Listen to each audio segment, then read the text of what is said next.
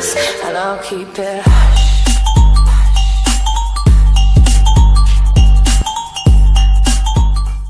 Good afternoon, ladies and gentlemen. This is Raven back at it again with another video. Today we're going to be discussing the attack that happened on the servers of DYN. Yes, the servers of DYN DNS, a company that controls a lot of major DNS requests for sites like Netflix, Twitter, Reddit, Hulu, PSN, Xbox.com, Fox News, such and such. Now, this attack happened October 21st, 2016.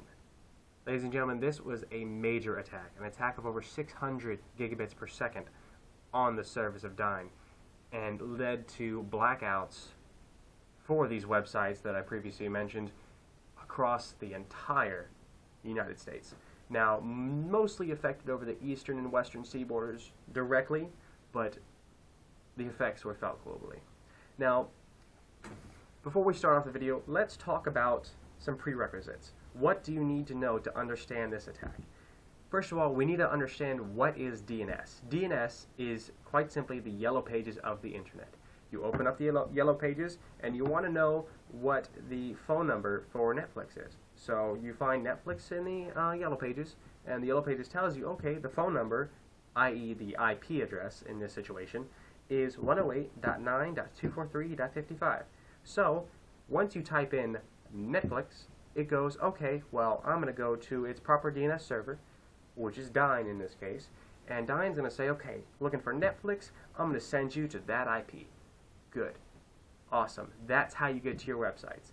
The only other way to get to your websites, guys, is knowing the direct IP address. So if you were to open up a command prompt, which in Windows, you hit the Windows button on the bottom left-hand corner, type in CMD, that's Charlie Mike Delta, and then type in ping, P-I-N-G, space, the name of your website, and hit enter. And it'll give you the direct IP for them, at least one of the direct IPs. I know sites like Google and other major corporations, their websites have multiple IPs that you can visit. But in this case, for example, Netflix, ping, netflix.com, give you the IP of one of their servers that they host on. Now, let's explain a botnet, because botnets are the reason this attack happened. A botnet is pretty much a collective of internet-enabled devices that work together as one in order to obtain a certain objective. This objective was to bring down the internet, or at least a good portion of it. Now, how do the botnets get created? Well, a hacker simply looks for things with default passwords, default username and passwords. They look for open ports on things, like you do a port scan, you see port 80, you see port 554, you see ports for Telnet and SSH, everything enabled. That's what they thrive off. That's what botnets use, and that's what they incorporate in order to make these large-scale attacks. For example, the over 600 gigabit per second one that hit the servers of DYN. What exactly are these botnets targeting?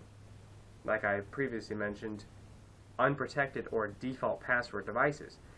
These are called IoT devices. Stands for Internet of Things. What is an Internet of Things device? It's pretty much anything with an IP address that can communicate over the internet. You can get out of your network and communicate to the internet. Now, if your toaster is Wi-Fi enabled, odds are it's going to get out on the internet. It has an IP address, it's going to go out. If your refrigerator sends you text messages or any other kind of message saying, hey, you're out of milk or eggs, odds are it can get out to the internet. Actually, definitely, it can get out to the internet. In this day and age, we're growing exponentially to where everything has to be internet-based. Ease of use, home automation, that's a big one. Security cameras and DVRs and NVRs. Stuff like this is what's making us vulnerable. We think it's improving our lives, but in fact, it's making them worse. So let's talk about the hack itself. The hack came from a botnet. I've already described a botnet. I'm not going to go into it again. This botnet, one of them, was the MyRide botnet, along with 2 or 3 others. Other experts have speculated there is between 1 to 3 specific botnets that targeted them. I'll let you know as soon as I know any updates. How big was the hack? We're talking 30 million plus devices. So IP cameras, DVRs, NVRs, DVR digital video recorder, NVR network video recorder, Wi-Fi toasters. All of these had default usernames and passwords set. Now, one may be asking, why don't we just change the passwords on them? Wouldn't that work? No, guys. Because your manufacturers that are building these products that you think is going to keep you safe, the default username and password is hard-coded into the firmware. So that way, whenever your manufacturer wants to say, oh, I want to get into this IP camera, all they got to do is use the default username and password that they programmed with, along with some other kung fu computer magic, and they can get your stuff. You know, big government, big brother watching over you. I mean, the technology's there. Is it really happening? Yeah. Guys, it's happening. They're watching you. Not you specifically, but if you're doing some bad stuff on the internet, like Googling how to make bombs, you're being watched. Now, let's continue with the structure of the attack. At about 7 o'clock Eastern Standard Time, they were hit with the first major blow. Spammed them, took them down for 2 hours.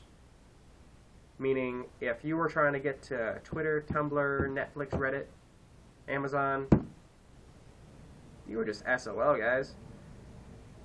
They took that 2-hour time, they were able to stop the attack, and boom, everything's ready to go.